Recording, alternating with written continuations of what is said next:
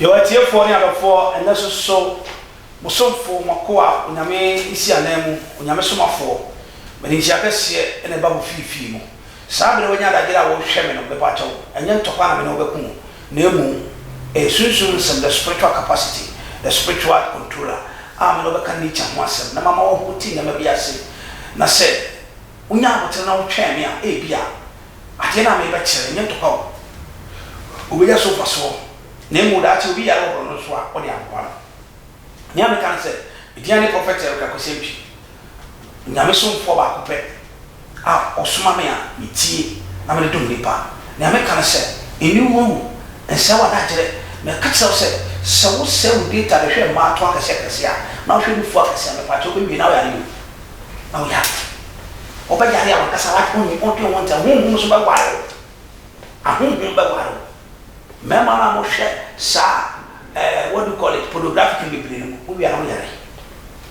As you do now, they just want to Uname, what about before? Social media, you creating or say, Yamek dead Yamaya, war, Yamaka to be in Julius Mina. You decide and make us all say, Nabotre, then you train. I said, Unamitia say about in Quania or in Kenya. Never can say. My friend Chiamaro for you at that food. O matiasia ye wa dey me papa di family onyame hira wonyo kase to Pentecost mami chia me ame queen vasti mami onyame ya kase no bida wo nanko no mo amodi na fatai papa chi abeti Ghana me na o che me na mami Juliana me mami han Helena mtese New Jersey ko nyina me che obi bia onyame tumi ni sunsunti e ma betena se na mo ngipre ne no twen na twen se me should be focused in na faso de amame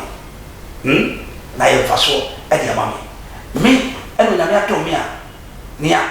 won nan so ko daye ne woni ehu awonti ase me de brewo na wonya faso so nia me kare se osomfo oneketwa no kase ene ewrate disabli na me kare se me nia nya botre na tweme e ma mo mpere ho se odifo be nkora na okasase dware me se me da so for e go so be shi ministry no pa brother ya wala metase ko shiada ya anointing service afeti revival tinkliti a odifo ye peja ya kosura ni wale ni ye peja ni nyama pa ye peja ni tubikese ya tumanti ni ame kanse mi chia da na edifo nyina enkasa wonka oka na emu odo ni ade bi kan ni ame kanse mi chia mampani ana akufu ado afewa mi chia ala nchabantin ala cash ya papa ala nchabantin me sebo makatse wala se ono ma emo pada na mu nyaare mu kwaso na mu koda nyamias because automatically MPP fragbela ubeti afronti ewia afi president no ebeo ehwo na wo ba hwodifo na makaka nyamasi ani ala na me ya ma no sampa nature onyame de ba me kire no onyame tumi wo na na basa kase so ne ewo nyame kan se osomfo ne wurare wate osuma be hu nyame elu nyam na mo okitwa so a osom no one nyame ma so na opija na basa nyina nyame kan se enno nyame atumi edue bia fese kire nti nya botre nyotwen empere wa wi wa so wu tomato gina na hweme na to was hweme tie se ma me kanyina na be ba so nji ni sika so ni sika na mo me ja de papa ma no nyame abasa e kese wo so sabe to was na show one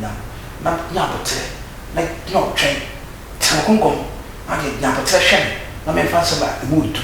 emu hwam emfama na nya nsemi ka me beduma no me se me practical ade bi esi ade bi esi me nua ba bi era me che de che ya no fine what practical no na ensema esi me bisa se biri bamu na so betimi afre na waka life ya no tire ya waka kire ya e be wi ase na so onyame tumi so me ba cho ahemfuchi ebi didi bi echi onyakopon pe amyo kase sabi twen ne enkomra ne ba enu ya ba obia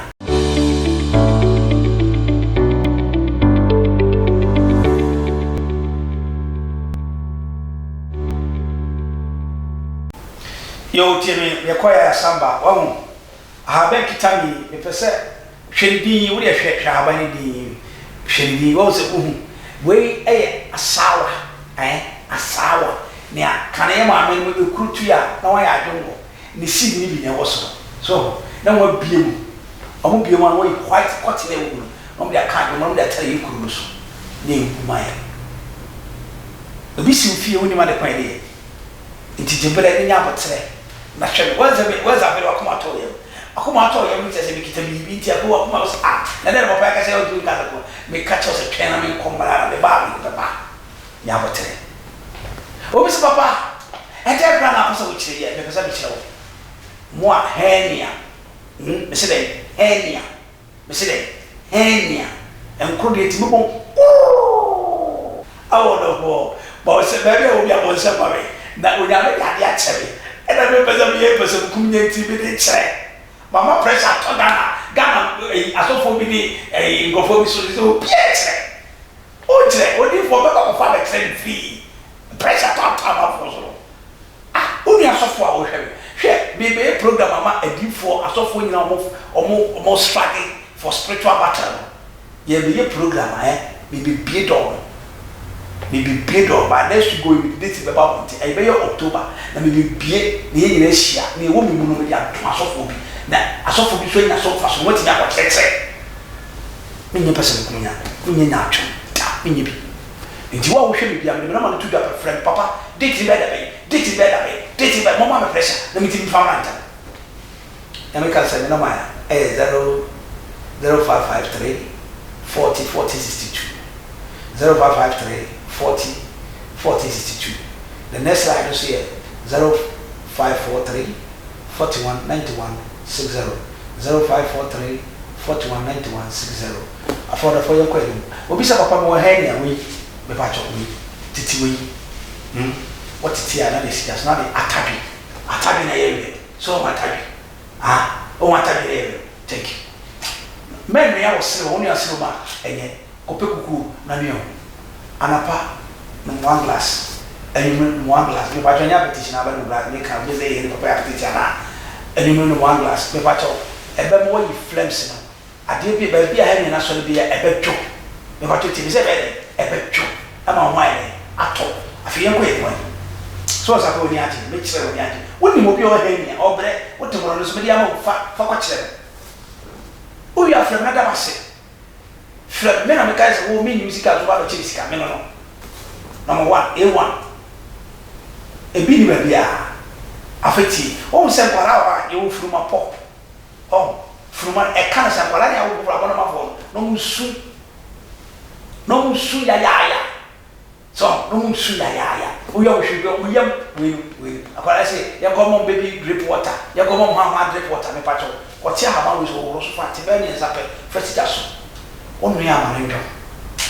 na de sa 3 minutes perform akwara na ma no bo so to kete so beda form afi we no ko toilet aya kari me se shari wo wa bo se yes o nyam susu eni nyam abasa ena nature eya tuma orofo nyame kan se subscribe me video no share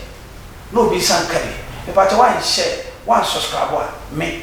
obi nka wo tie na se wo nko a enko hwe na mu tie na ma ne nkwachi na obi se kabi na yesa onyame magare enye nyame nyina de record doctor me say so tia sa so na folder eye bag ma e pato me ma so dem na wa me pa mo se kwatna fi oni tia kaza because me ma wonya folder bi enye nyame ya na yesu yo ho ye friend bra wo pesa ebi bomb pa se ready ma me kwa me 54 containers for port also bomb pa se nyakopon metui kakaye maya eyi we hwe ni pa ku disappoint nyakopon o kwa heavy mana ko 17 se ekufuado nana president nana ekufuado your excellency the gentleman of the land till you when you financial minister when you agric minister when you zongo and development minister and also you communication minister national security minister road and highway minister what's me boko now sorry case ni financial minister there now they come road and highways minister nyan sepse nyan sabe anyway odi fa ko say the minister of nature Me say me a minister of nature. Me a minister of spiritual control. Me a minister of the spiritual capacity. Me na until me say me. Me say me na me a minister. Envanko financial minister ho. Envanko health minister ho. Asem ni sunsu ma so come head minister. Sunsu ma se. O ko head minister to be more. Ni ama bro no be be sun develop no. Na me catch you. What you asam na o te bro no so. What you MC o te bro no so. And wa be se akọ regional. O be se grow regional. Regional no ma o. Hu asam na no fa some come regional. Or the call regional. Regional so fa dey akọ national. Na national for ba nti me o dey asam na premier. Me ko fa nature no. Na me asam na nature, nature no so dey asam na ma o. Na ma dane dan na me ma o. O dey ko eduma pe. Case die. Odifo me betwa eso yare akameba me pato pesunsu nsu to fresh na sa na eto na fa ni fa to from na fa para ntu nsu ngu super pa acha aso mo dwenu me pe enu na me minister me a spiritual minister what's that you say aya ben you know tie me ense wo data fa tru fu kaka wo so tie bi o so o boy ni mo ye ru chai o be dai o ye ru fukati le no nya no fukati o bo na be fukati o da ni jeje woni so so wash it chasa onyame le boafo onyame susu boafo onyame odi mafo onka wate onko di fo ko se two so se patete ma be ni ni che na me ko so anche ni cha na wo e be ju se mi se du ni we e fe na asawa du ya he abani bi o ma ba we e bi ni e be pai o pai ya e de ti ka me pai che o bo se e wo mu white what I say on pay onyame ne boafo onyame ne botati onyame ne kase nia osori a obi enka ndu on Jesus about twiti aba we fresh we utigu say if you home morning na mo we dey also ja tikakra bu jere manage within 20-30 minutes ashiri ya so do all that so ya nya pato no be na so be hye be jini sam abi jini sam obi say papa don't this so ni pe the way onu ya no ma we free era na ope me kire etwa ya de lotie me si we nsu to a wo de bu a ba ne to fam na fa akwala ne to o ye pele kra fa ne to so nsu no fisu guru so pe wa etwa ya se to ne ma nsu ma e be ko pi me so ya pi we ne mo ko fa ti chi ai ka san tra mo ti mo to wa sa mo hwe me so ko fa en ko gina ho na timba na ko fo we etwa ko fa timba ze odi fo chere ko buza we ye hwe ni for respect my nature, respect the nature, value the nature, understand the nature, and you live long. Okwa you na se mabwa for na tia from the fact 10 pesos ni bidi to ase as well we hwe ni na pato tie obi wo se ni minimum na sum ensu film wa gbo we na etwa to am wi ara me de abawie wakọ Dr. Fohuru pacho posa we ana tutu ni kombe tere posa na ma yefo mu aso left and right ni na ma orofo si kuro ma Israel ya medi muti etutu media ne prophet Eric Akosepi ma sabu ya me ko emi nya osa bo mi se difo e fa na sabe kan hwade me se ne da gospel revelation ministry no se appetition enya beta ko siburo ni dia oye ya ama ne saw ye agidi ebi se whiskey brandy wine e ba cho e so appetition ye nsa e ba ya che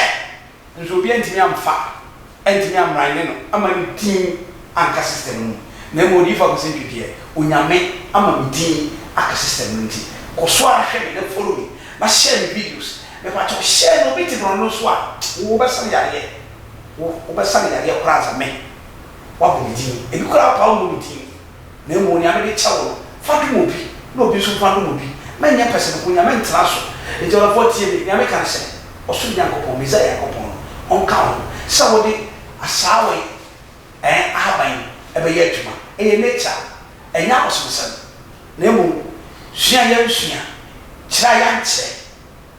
e mena dodo a ye de nya ma ahinta e fisufo e na bra so se nya me yusu ni se me na di ne nipa bia nsa ka ɔdo fo nyame hyia wonya okese na mu bitinya ne prophet Eric Akosua twi nyame ka sɛ so nyame hwade hwehwe machi akwan bi sɛ hwehwe machi akwan ɛyɛ enam no ka sɛ ya start 3 days program ɛyɛ hot it is better so be chas dinika ahwehwe machi akwan ba bi na wo Ablekuma Agape William Street hwade ɔdɔfo ɛmofo krok na asori tinem me pesa wo ubabi na me ka wo na be the rare nature to me nyame dia mama the rare susu nsɛm me say na na Akufo Addo ɛyɛ president of this state na wafa no minister na asefo dia saa no Nyankopɔn so asase ne so nyina mu bibia yɛ dia emu ha ba nyina o se ni bia ba ne fa ha ne sa ya de me pa to animti wasan yi spiritual control as a senior spiritual president me hwɛ bi so na me hwɛ ha so it is how it tie me ha ka sa mote bibia si won ha ba ma me nso me ne president wo it is how people na dia sa ho ya dia how fanoma we 0543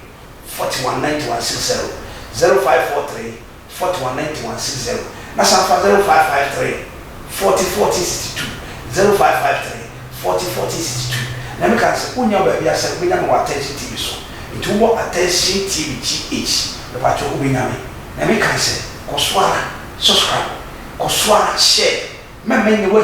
me se me fa u data ai hwe ma to e wo social media na wo be yare wo be say na demonic attack unyame